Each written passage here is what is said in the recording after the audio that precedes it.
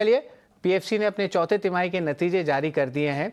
नतीजे के बाद आगे के आउटलुक पर हमारे संवाददाता अनुराग शाह ने खास बातचीत की कंपनी की सीएमडी परमिंदर चोपड़ा से।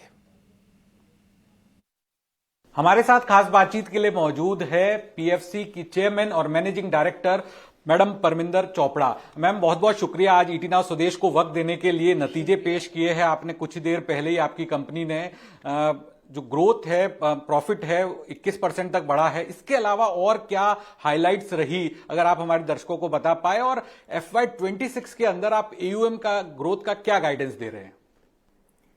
इस साल हमने 21% से प्रॉफिट ग्रो करा है और वो primarily it is attributed to कि एक तो हमने जो न्यू डिसबर्समेंट्स करी हैं उस पर हमारी इंटरेस्ट इनकम और स्प्रेड जो हमने अर्न करा है वो है, और दूसरा आज जैसे आपको पता ही है कि हमारी एक प्रोजेक्ट जो कि एनसीएलटी में था, KSK महानदी, वो रिजॉल्व हुआ है, जहां की हमें अपने एडमिटेड क्लेम से भी ऊपर हमारी रिकवरी हुई है। तो उसका 1200 करोड़ रुपए का इंटरेस्ट एडिशनल हमने अकाउंट फॉर करा है, और साथ ही साथ उसमें प्रोविजनिंग रिवर्सल भी हुआ है। सो ये प्राइमरीली हमारा अगर हम कहें कि प्रॉफिट जो ग्रो हुआ है 21% से, these are the two primary reasons. और इसके अलावा भी मैडम और कोई रिकवरीज है जो पूरे साल में या फिर इस क्वार्टर के अंदर हुई जिससे मुनाफे पे असर पड़ा है? नहीं, आई थिंक इसका नंबर ज्यादा था। तो रूटीन में अगर पूरे साल में इसके अलावा एक हमने लेनको अमरकंटक रिजॉल्व करा था, वो भी एनसीएलटी प्रोसेस के थ्रू रिजॉल्व हुआ था, और उसमें भी हमारी जो प्रोविजनिंग थी वो सफिशिएंट थी, तो हमें कोई एडिशनल हेयर कट नहीं लेना पड़ा, बल्कि 200 करोड़ के करीब हमारा रिवर्सल ही हुआ था। मैम, एक और जो अकाउंट है आपका जहां पर आपने फाइनेंसिंग की हुई है वो जेंसॉल से जुड़ा हुआ है, तो अभी कितनी आउटस्टैंडिंग है और उसके लिए क्या पूरी तरह से आपने प्रोविजनिंग कर दी है, और रिकवरी को लेकर और क्या प्रयास कर रहे हैं आप? देखिए, अगर मैं जेंसॉल की बात करूं, पीएफसी पहले ही प्रेस में आ चुका है, इसके ऊपर पीएफसी ने एक अपनी स्टेटमेंट दी है। अगर आप ओवरऑल बेसिस पर देखेंगे, 5,43,000 करोड़ हमारी 31 मार्च की लोन बुक है। उसमें से जेंसॉल का जो आउटस्टैंडिंग आज की डेट में है वो 262 करोड़ है।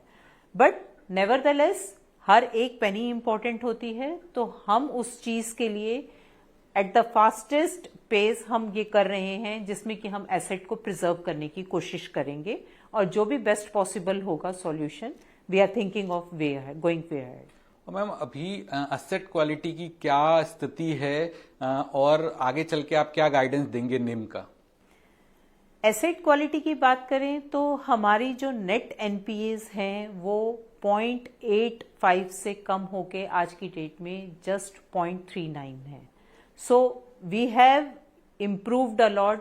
अगर 5 साल का पीछे का देखेंगे तो हमारे ग्रॉस एनपीए 50% तक हमारे एनपीएस रिजॉल्व हो गए हैं, और अभी भी आगे 2 प्रोजेक्ट्स हैं जो कि मेजर प्रोजेक्ट हैं, एनसीएलटी में हैं, जिसका कि हम रिजोल्यूशन एक्सपेक्ट कर रहे हैं। One is Sinnar thermal, other is India power Haldia, और 2 एसेट्स ऐसे हैं जिनका हम आउटसाइड एनसीएलटी रिजॉल्व करने की कोशिश कर रहे हैं, और वो भी एडवांस्ड स्टेज में है। मैम, अभी और कोई नए सेगमेंट हैं जो पीएफसी एक्सप्लोर करना चाहती हैं, क्योंकि मौजूदा किसी सेगमेंट में ज्यादा प्रेशर है? तो नहीं, ऐसा कुछ, देखिए पावर सेक्टर में अगर मैं अमाउंट की रिक्वायरमेंट देखूं तो 30 लाख करोड़ रिक्वायर्ड है रिन्यूएबल के लिए ही।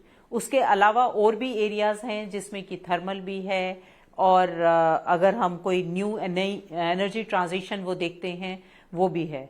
सो there is a sufficient potential for going ahead business in the power sector only. तो हमारा फोकस एरिया, हम क्योंकि सेक्टर स्पेसिफिक इंस्टीट्यूशन है, हमारा फोकस एरिया हमेशा पावर सेक्टर ही रहेगा, इवन दो हम कुछ बेसिस पर कैलकुलेटेड एक्सपोजर हम इंफ्रास्ट्रक्चर में भी ले सकते हैं। मैम, जो बोरोइंग बुक है आपकी करीब करीब 1.5 लाख करोड़ की है, तो उसमें कुछ बदलाव होते हुए हम देखेंगे, और उसका मिक्स क्या होगा, किस तरह से टोटल जो 1.5 लाख करोड़ की फंडिंग होगी?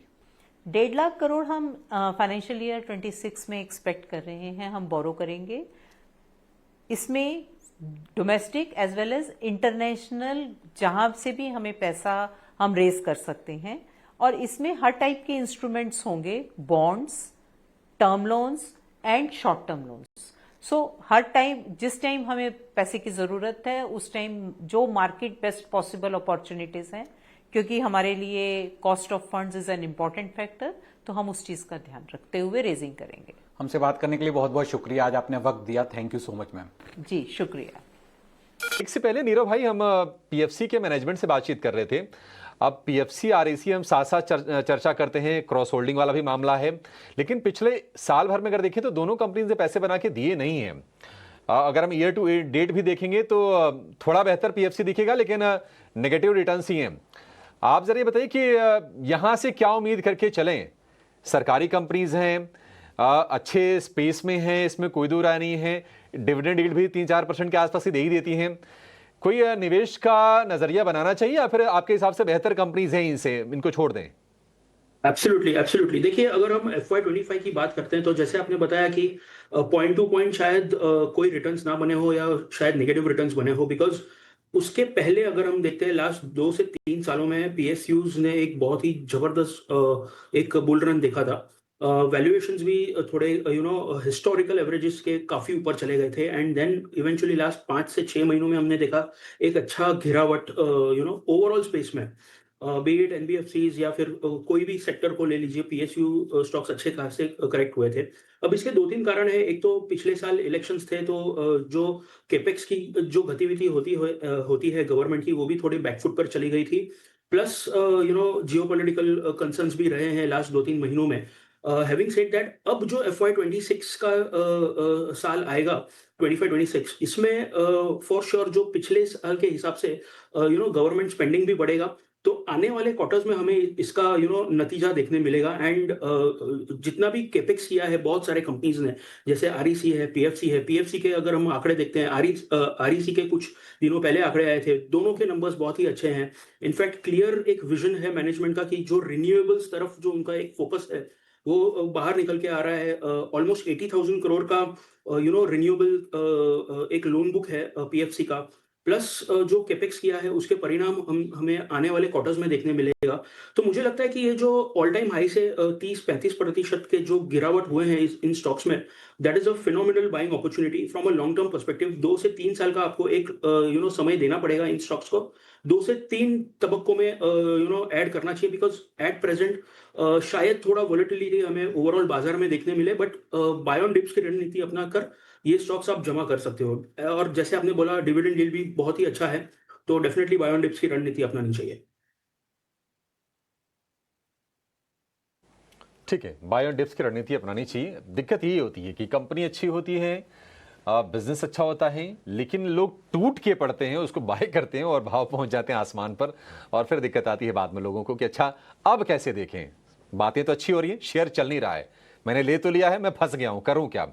यही PFC REC आज से 3 साल पहले की अगर हम बात करें तो ये 100 रुपए के आसपास के दोनों स्टॉक थे। उसके बाद क्या गजब की रफ्तार हुई, 600 रुपए तक भाव पहुंचे, 550 रुपए के आसपास भाव पहुंचे, फिर करेक्ट हुए, अब थोड़े रिकवरी वाले फेज में जरूर हैं। तो अगर आपका नजरिया लॉन्ग टर्म का है तो आप इसमें बने रहिए।